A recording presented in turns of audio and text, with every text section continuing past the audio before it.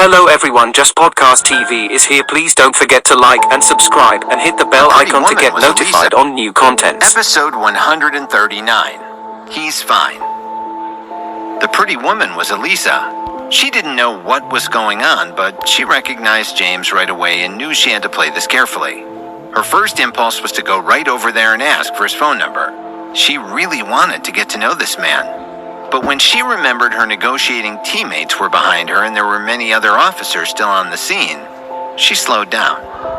In their department, she had always been known as a stern, by-the-books commander. It tended to keep people at a distance, and they never got to know the other sides of her personality. If her behavior suddenly changed 180 degrees, it would be way out of character. People would definitely notice and wonder. When James saw the two cops taking note of her arrival, he turned around and saw her too. He didn't say anything. He just smiled at the blonde officer approaching them. The two young officers saluted Elisa and stood at the side respectfully. "What's going on?" she asked, her expression serious. Her tough demeanor gave James a bit of a toothache. Did she hold a grudge against him for teasing her upstairs just now? He looked at the time. The shareholders' meeting wouldn't start for another 15 minutes. He was not in a hurry anyway, so he put his hands behind his back and watched quietly. He was curious to see how this attractive female cop would handle this matter. "Ma'am, this person wanted to barge into the building and we stopped him. Then he disappeared for some reason. We saw him sneaking out of the building afterwards and he looked suspicious, so we stopped him for questioning. We suspect he might be a thief." "I see," Elisa responded cryptically. For a second, James noticed a smile on her face, but she quickly suppressed it. She looked at him and said, "We need to get to the bottom of this. You'll need to come to the police station with me." When she said this, not only did James frown, but so did the three team members behind her. They had no idea what their leader was up to. They were in charge of negotiating during hostage situations, suicide attempts, and mental health crises. When did they ever deal with a case of suspected theft? What was up with the boss today? When did she become so strange? In the dwindling crowd, Vanessa, Krista, and Katie saw James surrounded by a group of police officers. They did not know what was happening and thought he had gotten into trouble of some sort. They rushed right over and called out to him. "James, what's happening? Are you all right? What are they doing? Sir, are you in trouble?" Elisa absorbed this unexpected spectacle and couldn't help but feel a surge of sourness in her heart. Who the heck were these three bimbos? "It's nothing," he responded. After that, he turned to Elisa and asked, "Ma'am, I think you may be overstepping your authority in this matter. If I'm not wrong, you are in charge of dealing with negotiation incidents, not suspected theft." But he was facing a formidable adversary. This woman was an expert in psychological manipulation. She easily batted away his accusation. "We are all police officers. If it's legal or a matter of maintaining public order, we deal with it." James looked at the time and realized that 10 minutes had passed. He frowned and said, "So what exactly are you going to do with me?" He did not expect Elisa to suddenly smile. Then she leaned her head against his ear and said, "I want to ask you out. Didn't you say you wanted me to?" Everyone around them became quiet. James felt a chill up his spine. He could feel three cold gazes boring into his back. If Elisa had only asked him on a date, it wouldn't have mattered. After all, he was handsome and it was reasonable for others to like him. The meaning of her next sentence was completely different, because it exposed him for flirting with her. After their experience on the nameless island, the three beauties had tacitly acknowledged the nature of their relationship with him. But this was a new threat to them. That would definitely be. He didn't even need to turn his head to look. He could feel the sharpness of their eyes drilling into him. And now he understood Elisa's intention. He did not expect her to be such a scheming person. The ladies erupted as one. "James! Have you been flirting behind our backs? I'm going to kill you." In the next second, 3 sets of hands were on him. They pinched his ears, slapped his arms, and pulled his hair. "Ouch, ow, hey, knock it off." The women continued to pummel him, ignoring his protests. Vanessa was the most hot-tempered and went at it the hardest. But Katie and even rational Krista got their licks in. Ouch, that hurts. Let go. Eventually, they ran out of steam and backed off.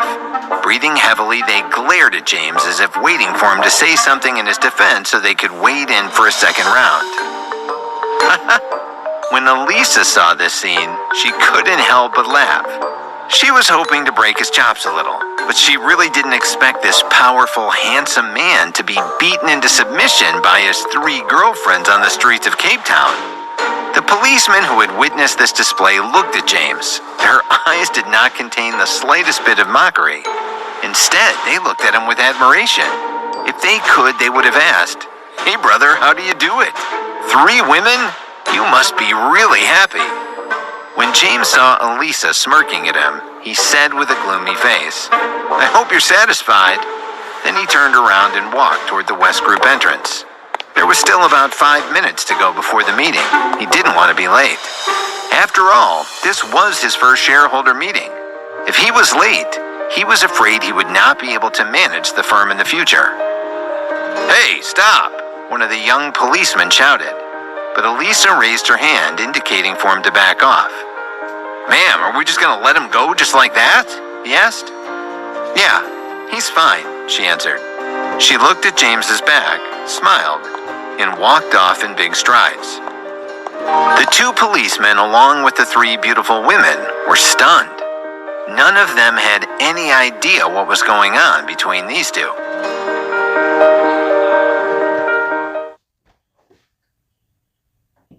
Episode 140, Curiosity. The 3 women watched James leave, ignoring them as he went.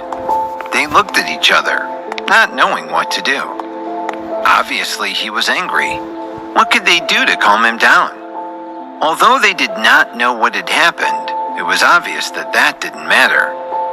"Sir, wait for me," cried Krista, running after him. Vanessa and Katie, still in the midst of their argument, stood still and hesitated. After a few steps, Krista stopped to wave and call back to them. "The 2 of you, stop daydreaming. Get over here." "Coming!" The 2 women came to their senses and quickly ran after her. James was waiting by the elevator looking very unhappy. He did not say anything. But these women, who were used to paying attention to details, understood that he wasn't really angry.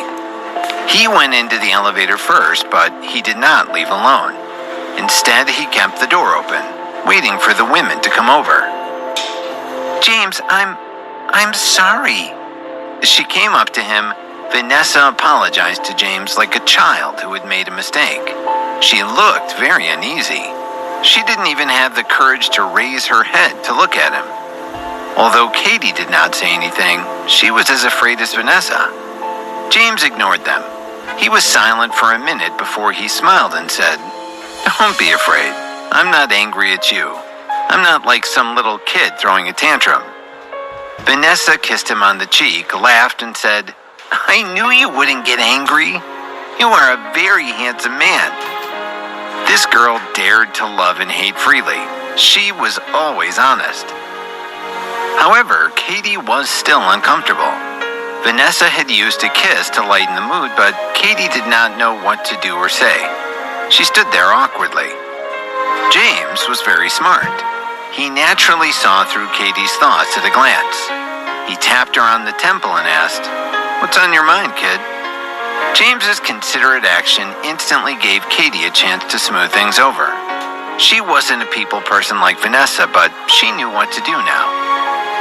"Oh, nothing," she said, putting her arm through his. She rested her head on his shoulder and finally relaxed, smiling happily. Krista saw that they had made up with each other and also smiled sweetly. Westgroup had a total of 31 floors, and the meeting room was on the 30th. The chairman's office was not far from the meeting room. James had called his secretary Phyllis, so he knew where the office was. Seeing that the elevator was about to reach the 30th floor, James straightened his tie and put on a serious expression. The 3 women did not know what he wanted to do, but they did not ask. They They were used to supporting him without question. As James and the three beauties took the elevator, all the executives of Westgroup were very excited. Too excited to keep working, in fact. They gathered in twos and threes to chatter. The company had been acquired by a mysterious new owner a month earlier. However, this new owner and president had never made an appearance. They hadn't expected him to show up today. Everyone wanted to know who the new president was and how he would lead the company. Naturally, they were all burning with curiosity. Right now, they had all gathered from every executive suite in the building in the meeting room on the 30th floor. James's secretary Phyllis had informed them in no uncertain terms that they were to be in the meeting room in the next 20 minutes. Anyone not there on time would be held to account. Obviously, no one wanted to find out what would entail. Phyllis's attitude represented the attitude of the new president. She was very serious, so the new president was presumably also a serious person. Although no one had seen him, the workers already knew that he must not be underestimated. When there were only 2 minutes left, more than 100 executives had arrived at the meeting room on the 30th floor. When the elevator reached the 30th floor, James and the three beauties walked out of the elevator. Another elevator door opened at the same time. A familiar person walked out.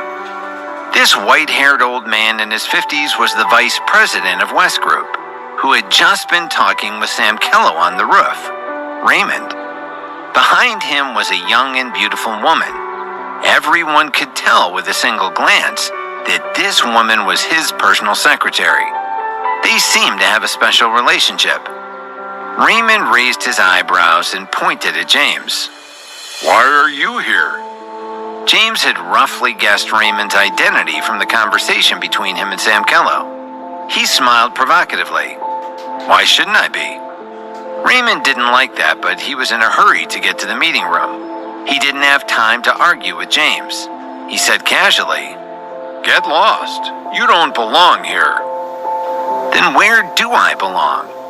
Raymond couldn't stand James and hadn't thought he'd run into him here. He became even angrier, shouting, "What do I care? Go wherever you want." Then he turned and said to his private secretary, "Catherine, call security and ask them to chase this annoying person out." The elevators were not far from the meeting room. Raymond's scolding immediately attracted the attention of people waiting for the meeting to start. They walked out of the meeting room and saw Raymond, James, and the others. Raymond was the vice president of this company. He was the second biggest shareholder of Westgroup. Therefore, he had a lot of prestige in the eyes of these employees, some of whom rushed over, asking with concern, "Vice President, what's wrong? Who made you so angry?" Others looked displeased, even though they didn't say anything. They thought they needed to show a sense of unity. "Hello, security. This is Catherine, the vice president's secretary. There are intruders on the 30th floor." Raymond saw that there were many people helping him now. He looked at James arrogantly and sneered. "I advise you to leave quickly. Our security department doesn't fool around. You should leave before they arrive." At this moment, many of the executives finally saw James's face. They all looked surprised. "It's him! So it's him!" They had seen him on the roof and knew who he was, but not why he was in the building right now. Everyone was looking seriously at James and the three women behind him. They seemed to want to see how this man who had been so calm on the roof could resolve this awkward scene. Even Raymond, despite his anger, was thinking the same thing. He wanted to see what James would do next. But James didn't say anything. He just kept smiling. He quietly looked at all the curious people around him. He gave Raymond a teasing look. Raymond was a little flustered by his stare. Suddenly, the sound of high heels came from the stairs. A moment later, a tall, lovely woman walked in. The moment she did, she saw the scene in front of her. She suddenly became very nervous. She was none other than Phyllis, James's secretary. Actually, she had never seen James before, but she instinctively grasped that he was the new president. Phyllis obviously had status in Westgroup. All the executives greeted her warmly, but she ignored them as she walked straight towards James. Raymond nodded, assuming she was coming toward him. Trying to look authoritative, he said, "Ah, Phyllis, is the new president here yet?" She ignored him as she held her hand out to James, asking him politely, "Excuse me, are you James Tucker, President Tucker?" Everyone was shocked. No one would have thought that this strange man who had miraculously saved Sam Kello was their new president. Even Raymond, who had been acting so arrogant, looked at James in surprise. James wasn't in a hurry to answer. He just turned around and looked at the expressions on the faces of the people around him.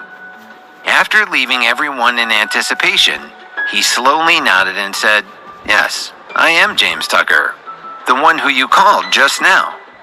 When he said this, the entire floor fell silent. No one even dared to breathe. Raymond was completely dumbfounded. At this moment, he didn't even dare to look James in the eye. He would never have dreamed that the person he'd been so rude to was really the new president. This kind of luck really made him want to curse out loud. The other executives looked at James and then looked at each other in dismay. None of them had expected that their first meeting with the new president would happen under such circumstances. However, the deadlock did not last long. Phyllis quickly introduced herself to James and gestured to him. "Hello, Mr. President. I am your secretary, Phyllis. The meeting room is here. This way, please." Before she could finish, James interrupted her and said, "It should have been more than 20 minutes by now. Shouldn't you be in the meeting room?" James's tone was not critical, but it was like a heavy hammer that struck the hearts of all the higher-ups of Westgroup. He seemed to be speaking to Phyllis, but he was really saying it to the others. These higher-ups were all very smart people. Naturally, they understood the deeper meaning of James's words. So did Phyllis. She replied respectfully, "President Tucker, this is the situation. I just arrived in the meeting room, but I suddenly remembered a very important document you might need. So I went back to my office to get it. Then I couldn't wait for the elevator, so I took the stairs. My office is on the 10th floor, so it took me some time. That's why I came up late. However, I am ready to accept the consequences." James didn't want to give her a hard time, though he couldn't help but notice she wasn't panting like someone who had just climbed 20 flights of stairs. He nodded at Phyllis, but his eyes swept around and rested on Raymond's face for a long time, which made Raymond's heart shiver. The atmosphere became strained again. "Mr. Tucker, everything in the meeting room is ready. I think we should move over there," said Phyllis, but James waved her off. "No need. I see that everyone is in a good mood and doesn't want to be stuck in the meeting room. Let's meet somewhere else." At this moment, not only the people of Westgroup were confused. Even the three great beauties behind him, Vanessa, Krista, and Katie, could not discern what James was trying to do. "Of course," said Phyllis, not wanting to rock the boat. "Isn't the roof just one floor up? Let's go to the roof for this meeting." James put his hands behind his back and turned around to walk back into the elevator with the three beauties. He pressed the button for the 31st floor. As the doors were closing, he looked at Phyllis outside of it and added, "I hope to see all of you on the roof in 2 minutes."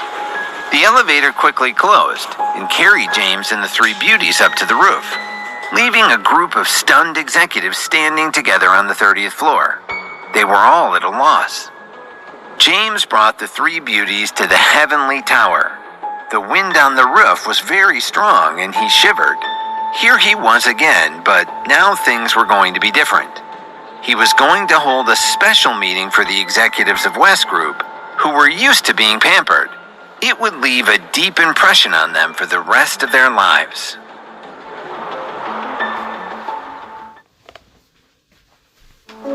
Episode 141. Warning. The three women stood behind James, silently supporting him. 2 minutes later, everyone from the meeting room had rushed to arrive at the top of the building. They stood in front of James, catching their breath. Perhaps none of them had expected that they would come to the top of the building again during this somewhat difficult day. Phyllis murmured to him, "Mr. Tucker, everyone is here. You can start now." "Okay." James nodded and looked at everyone. He raised his voice and said, "Hello, everyone. My name is James Tucker. Not long ago, my company was lucky to acquire Westgroup, so I became the new president of this company. I'm very happy to be able to work together with everyone. Now I can be considered to have officially met everyone. I hope we'll all work well together." James's voice was not loud, but it was very quiet on the roof, so everyone heard it. After a moment, all the executives of Westgroup started to applaud and welcome him. After they'd waited for so long, the new president had finally arrived. Without a doubt, he must be a very powerful boss. At this moment, everyone felt that the wait had been worth it. The applause lasted for a full minute. Even Raymond kept applauding James with a smile. Then James waved his hand, signaling everyone to quiet down. He said, "Yes, thank you for your warm welcome, but before the official meeting, I want us to all do a warm-up exercise. 100 push-ups. Let's start now." When James said this, he had a smile on his face. His voice was not loud, but when it entered everyone's ears, their smiles froze on their faces. 100 push-ups? Was this a joke? Looking at his still smiling face, everyone present instantly understood that he was a smiling tiger. He looked amiable and approachable, but in reality, he was a killer. These executives had long since gotten used to living in luxury. Moreover, most of them liked to drink.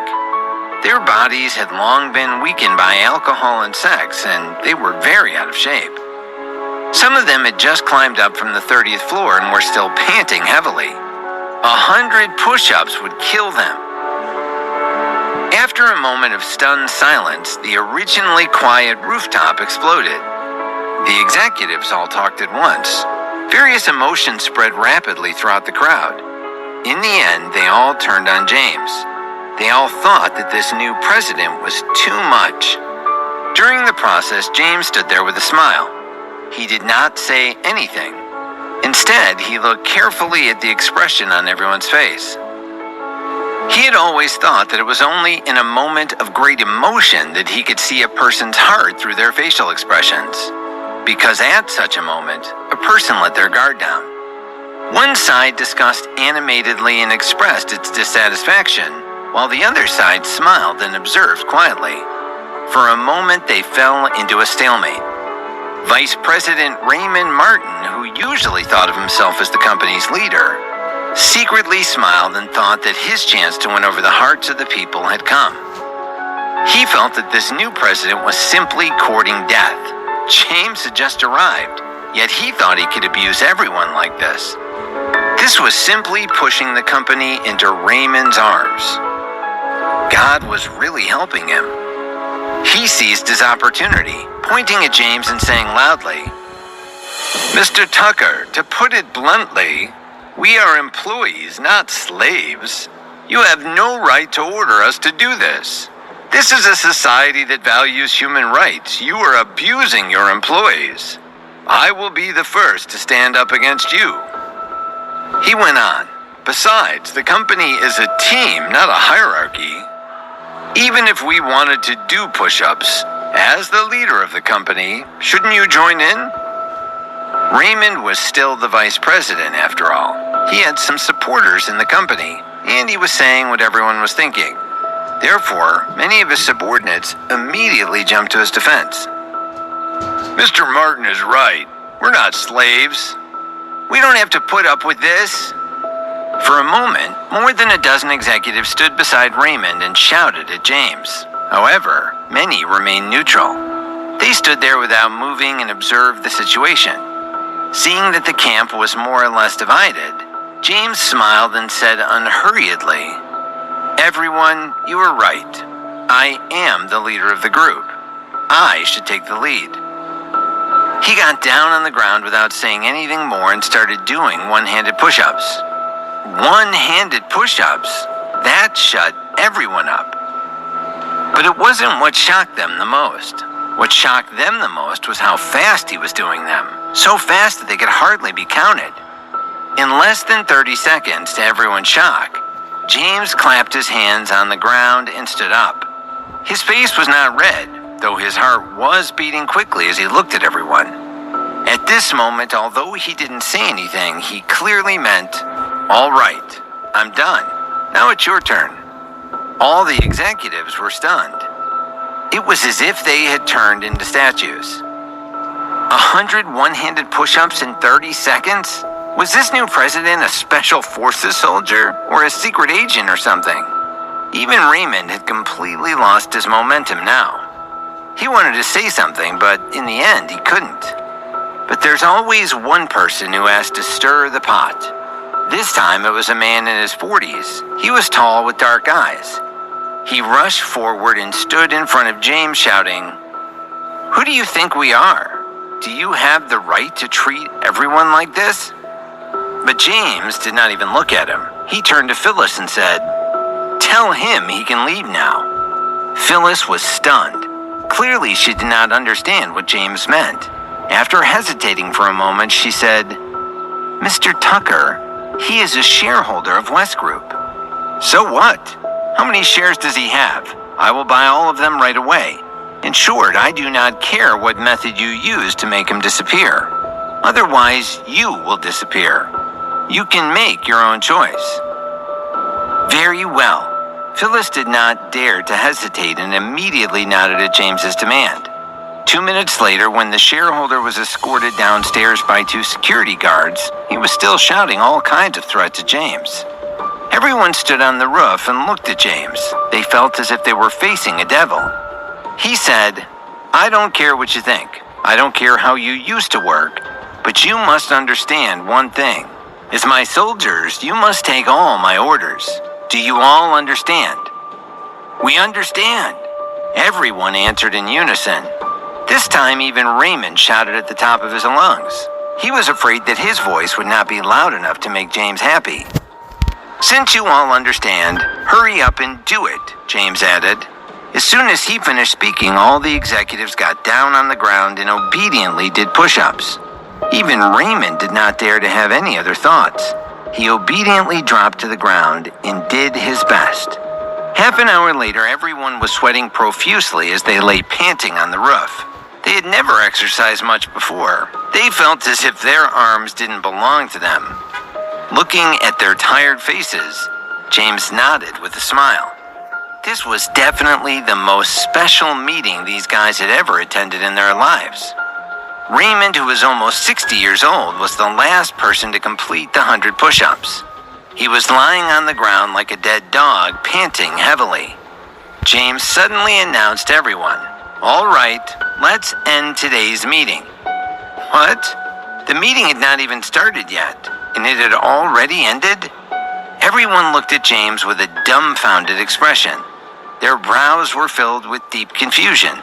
Even the 3 beauties who had been standing behind James all this time had confused looks on their faces. Phyllis, the secretary, was even more confused. Her pretty eyebrows expressed doubt. Could it be that this new president had gathered everyone together just to torture them? Phyllis did not quite understand the intentions of this new president, but she did not dare to question him, so she could only ask in her heart. In fact, she'd guessed right. James had called everyone together with no intention of holding a meeting. He just wanted to meet everyone, but then he'd sensed their hostility and decided to flex his authority. For a company to succeed, it needed to be able to get things done.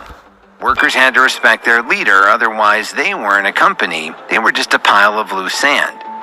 James had proven his authority in front of everyone in order to establish a business culture that they had never seen before, one of absolute obedience to its superiors.